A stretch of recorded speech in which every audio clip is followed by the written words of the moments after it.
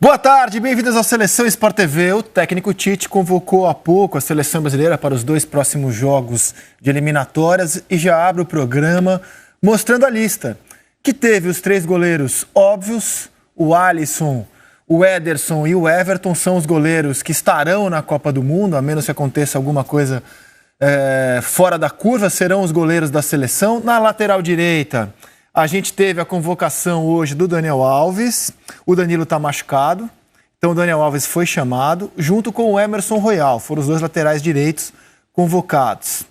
Daniel Alves que atuou ontem no clássico do Barcelona contra o Real Madrid. Aí na zaga, a gente teve a convocação óbvia, sempre esperada. Na esquerda, o Alexandre, jogador muito próximo também de ser anunciado na Copa do Mundo.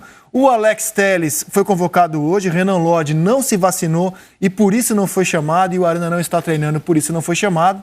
Foram explicações dadas hoje pelo Tite. Alex Telles e Alexandre são os laterais esquerdos. Agora sim os zagueiros.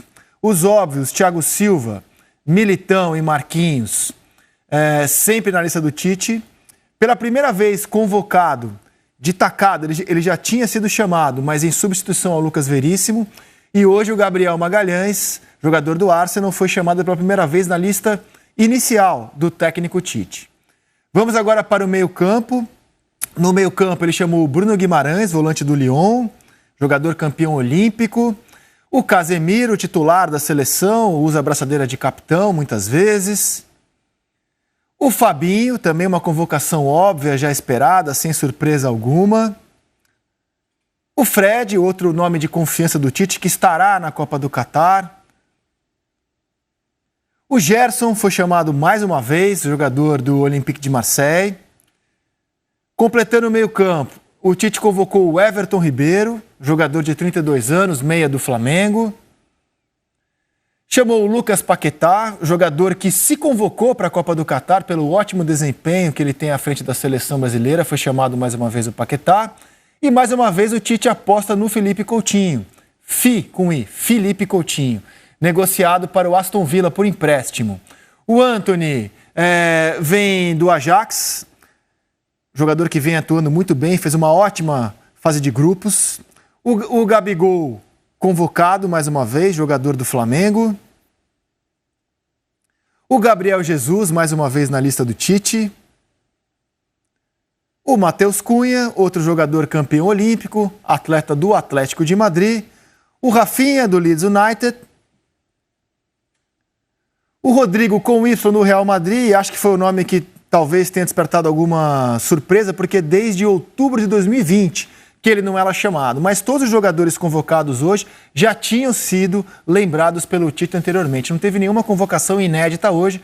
E a convocação óbvia, obrigatória, do brasileiro em melhor momento no futebol mundial, que é o Vinícius Júnior, e comprovou mais uma vez ontem em campo pelo Real Madrid. Rosete, a minha dúvida é a seguinte: se o caminho para montar uma seleção brasileira tem um esquema de jogar que na cabeça do Tite está pronto, embora eu acho que o nosso nível de teste é muito baixo para dizer que tá pronto, mas beleza, é o que a gente tem para jogar, não é culpa dele.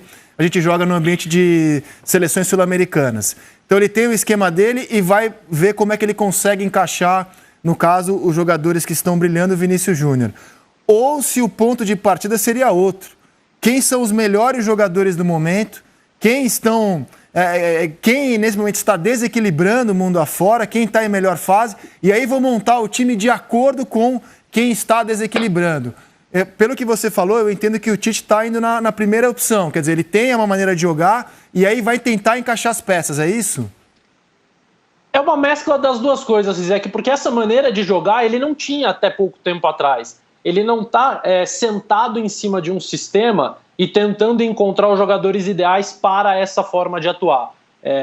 Isso se desenhou com a necessidade que ele entendeu que tinha de alguém mais agressivo pelo lado, e aí entrou o Rafinha, se desenhou com o Paquetá indo muito bem, e aí ele partiu do princípio não do sistema, mas de ter que achar um lugar para o Paquetá, porque ele se escalou como titular. Você disse que ele se convocou para a Copa do Mundo, ele se escalou como titular na seleção atual, e de tentar entender como o Neymar, que é o melhor jogador da equipe, poderia render melhor. Então não é que ele partiu deste sistema, ele encontrou esse sistema nessa busca de uma forma de atacar melhor. E em meio a tudo isso, o Vinícius Júnior acendeu. No Real Madrid, jogando cada vez melhor e também começando a melhorar na seleção. E ele citou as últimas 2 partidas contra Colômbia e Argentina. Então, é um misto das duas coisas. E hoje ele está valorizando o fato de ter encontrado uma maneira de jogar. Mas o Vinícius foi titular contra a Argentina dentro desta maneira. Ele trouxe o Paquetá para dentro, no lugar do Neymar, que não pôde atuar, e colocou o Vinícius. Pode até ser uma dica do que ele vai fazer nos próximos jogos, onde novamente o Neymar não vai estar presente. Ótima explicação. Lino? Eu acho que o Tite vai confundir um pouco a gente quando ele colocar a seleção agora nos próximos jogos sem o Neymar. E pode criar um problema grande para ele, porque ele colocando o Vinícius e a tendência de que o Vinícius, na fase que está, jogue muito, ele vai ter que arrumar lugar depois para o Vinícius. E com o Neymar em campo, arrumar lugar para o Vinícius Júnior é muito difícil.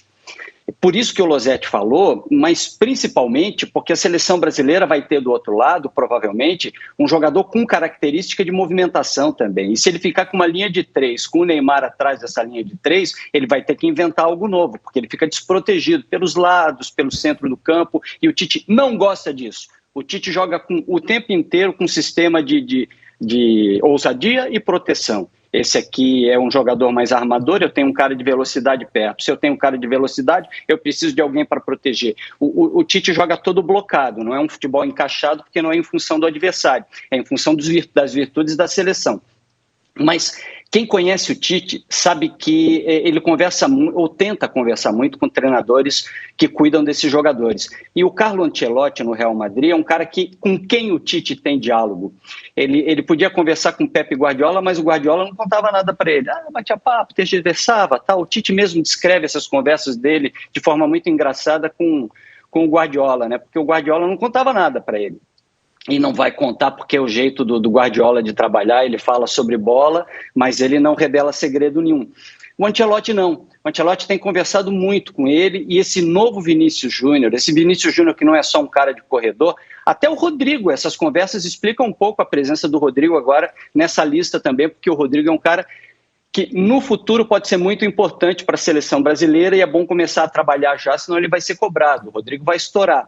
Mas o Vinícius Júnior que flutua um pouco mais pode ser interessante para a seleção brasileira. O Tite precisa ter uma coragem de, se não achar centroavante, jogar sem centroavante. Essa pode ser a solução para ter Neymar e Vinícius Júnior mais à frente.